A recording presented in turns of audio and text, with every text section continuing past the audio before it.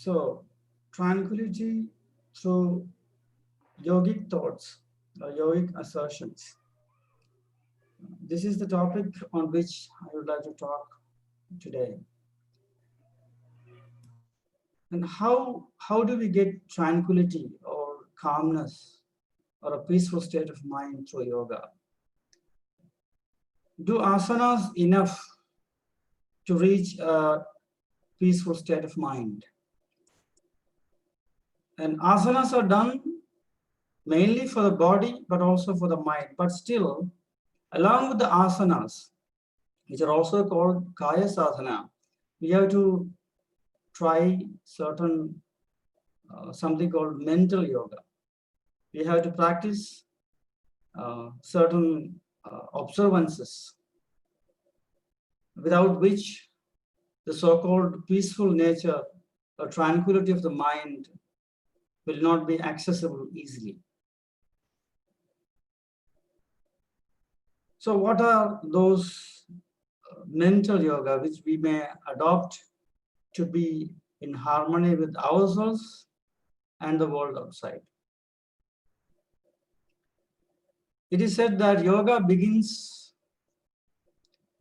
with the mouth, of what we eat and what we speak. One who has no control over what he eats and what he speaks and how he speaks, or how he eats, may not reach a stable state of mind. Let us start with the speech. And speech is from a reductionist ways standpoint, some may say speech is nothing, language is nothing but a way of communication. Humans are communicating to each other what they feel, what they want, and what they imagine. It is not so, actually. In India, in our culture, the language, or exactly the word, which is called vak, is divinized. It is deified. Why? Vak is goddess. Why? Because of that. Why? The reason is that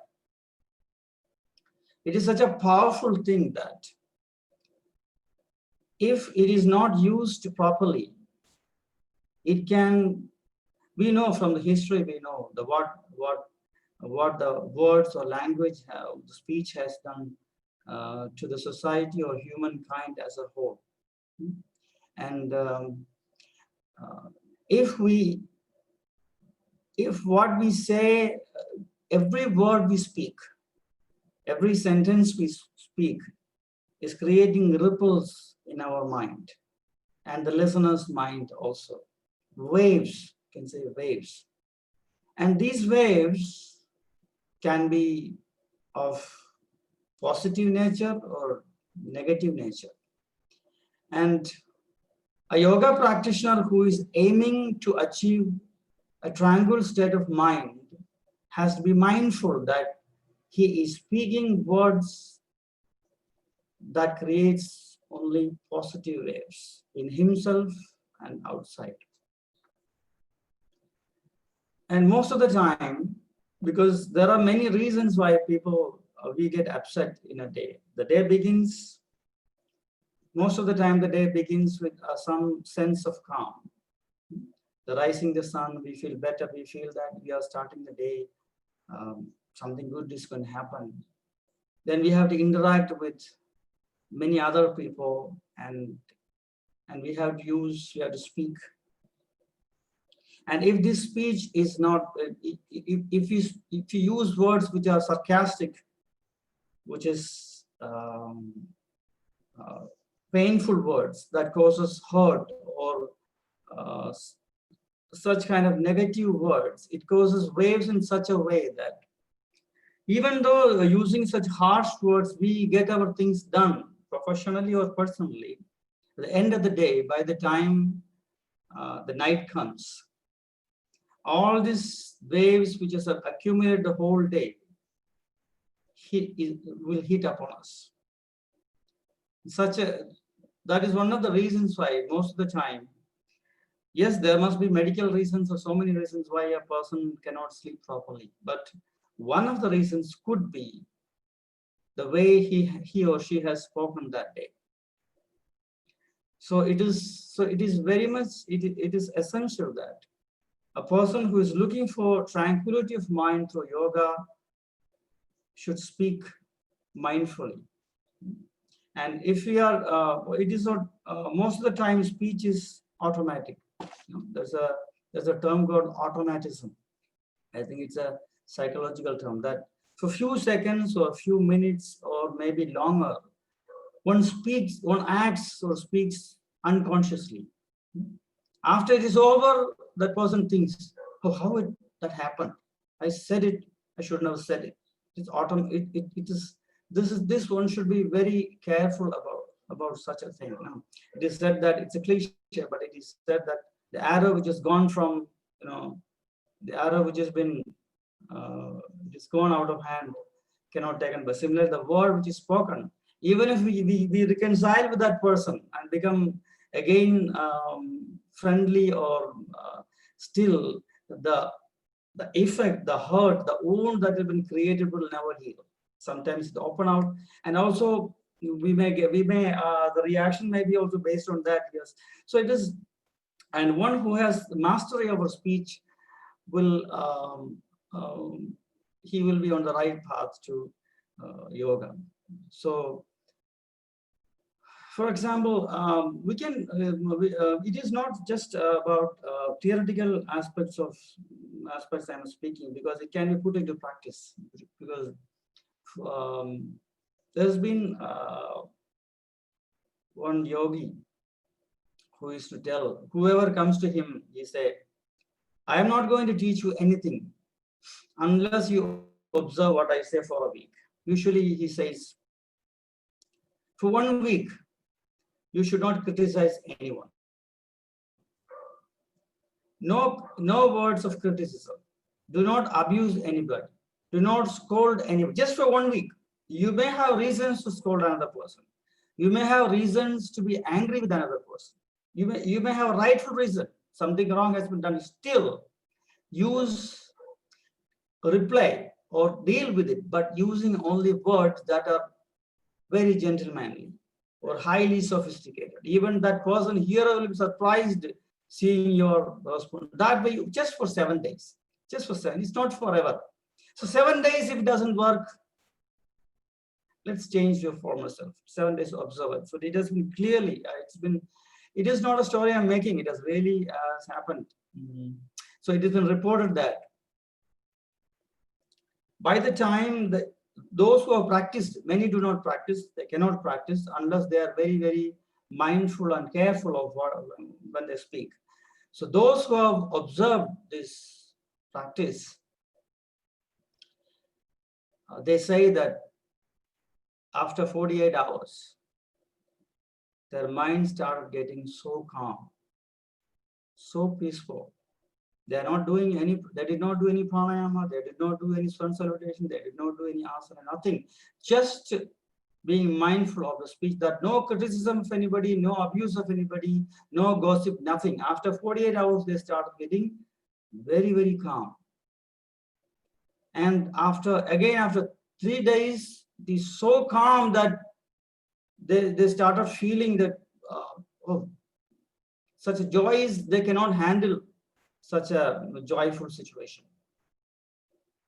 And the words they speak has become gems. They felt that there is so much power in their words they speak. The words they speak it's truthful. They mean what they say, because no unnecessary words, no hurtful words, no resentment, nothing.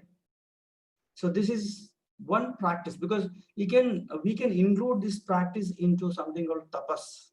Tapas is something called intense practice. Tapas is usually done to achieve something. Usually not something personal or selfish, usually something altruistic or spiritual. This is tapas, because these intense practices give wonderful results, but it is difficult to practice.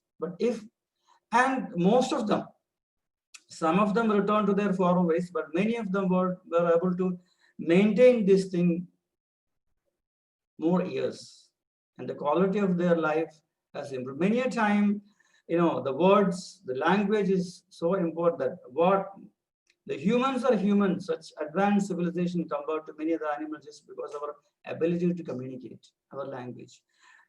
You know that animals also communicate, but there's very limitations in what they can express. But we can express even the very intimate, very subtle, very abstract ideas and feelings to others. That's why we are progressing. This advanced civilization is built on language. You can see speeches. The languages has created cultures and civilizations. It has made war. It has made peace. It has made love. It has made hate. So that's why the pen is mightier than the sword. Pen is nothing, which is an instrument which is used to write language. So that's why we worship is as Saraswati. Respect the language and master the language. Anyone who has got knowledge of language is not a master of that. He may know know the whole dictionary by heart, but he's not a master of the language. How it is used, that is more important. And this is one thing. And when it comes to yoga, I can say, it is usually it's a fitness program. Fitness is not just physical fitness, but also mental fitness also. As far as yoga is concerned, physical fitness is secondary when it comes to, it is not even the mind. We better say it is chitta, the consciousness. A consciousness which is equanimous state of mind. Reaching such a state that there is not much duality or conflict or disharmony. This is the highest aim in yoga. While we are living, how to reach this state of mind. It is not about forever living healthy or young or anything. So once according to yoga philosophy, we are made of matter, which is called prakriti, primordial matter. And the nature of the matter is that it is impermanent. It is bound to change. And the problem is that we cannot accept the change. When years advance, we age, we lose hair, our teeth start shaking, our eyesight start deteriorating. We cannot take that. We are worried about that. We want, because we don't accept it. We don't accept the reality. We don't see. Yes, we do try our scientific knowledge and scientific pursuit. Yes, it makes our life much more comfortable. It is finding medicines, delaying our aging process, alleviating our pain. All that is good, but still, the reality is that this change is going to happen. This acceptance is difficult. So yoga says, according to yogic philosophy, what is permanent only will give a stability. So by tuning our mind, so I'm not shifting suddenly. What I say is that if we can control the speech, yoga's definition we know that chittavritti nirodha, Patanjali says that cessation in the modification of the mind, movements when that happens, we will get a sort of inner awareness. We are trying to know. When we say knowing ourselves, people will say, oh, this is a philosophical statement which doesn't mean anything.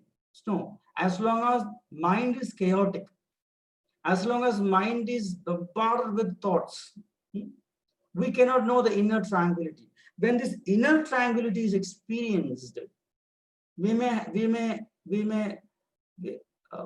get that subtle feeling that, yes, that deep peaceful feeling. Then we'll get an intuitive experience that there is something which is divine. There is something which is peaceful, deep inside. I am beyond this body which is giving me trouble all the time. I am beyond this existence. Whatever I do correctly, however, whichever way I try perfectly, still, the existential maladies, existential problems occur. and this usually put us off. So the reality of matter has to be accepted. It is not mere philosophy. It is a very practical understanding of life. This is very important. This understanding is very much important to reach that state of tranquility, to accept things, reality as it is. This is so. This peaceful nature will. Then there cannot be any theoretical knowledge is not required. Then internally we feel that I am something more than this painful body, this painful existence. I can be at peace even if I am suffering from dreaded diseases or cruelties, or living in a what to say, violence-prone society. Still, one can attain a sense of peace of mind through these mental practices and be in harmony with the society and other selves through this kind of practices. By having mastery of speech. To have mastery of speech, we should have mastery of the mind. And the nature of the mind, what you say? They say sankalpagatum manasvarakshanam. It means the primary aim, nature of the mind is to imagine, to think, to analyze, to exist. We need to analyze everything. We need to analyze everybody whom we meet, and every event, everything what the senses bring inside us is analyzed. How it affects me. Is it good for me? Is it safe for me? How I should react to it. But the thing is, this is very important. It is just like our immune system going overdrive. Our immune system overreacts sometimes. It is, and it start destroying its own organs. I think they call it autoimmune disease, something. Similarly, the mind has to think and analyze and devise means and ways to tackle life situation. But sometimes it goes too much, repetitive thoughts, repetitive negative thoughts, repetitive competitive thoughts, repetitive paranoid thoughts, repetitive destructive thoughts. This keep happening. So by having control over the speech, we are giving a sense of tranquility in the mind. Then we can feel that the situations which make us react in an angry way or a violent way or emotional way can be easily tackled through a peaceful approach, choosing words that are very much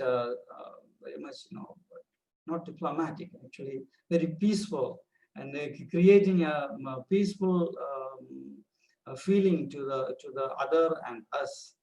And it says that it is said that Buddha has said, I think, the sweet words, loving words can diffuse any kind of situations, So it is about so the first point is that first of all we should have the mastery of our speech. We have to take it as a tapas. It is easy to say, but this automatism can happen anytime. This unconscious, what the psychology, the unconscious is much more powerful than the conscious state. But the conscious state has to be consciously pulled to the surface, and with practice it has to be. It can be achieved.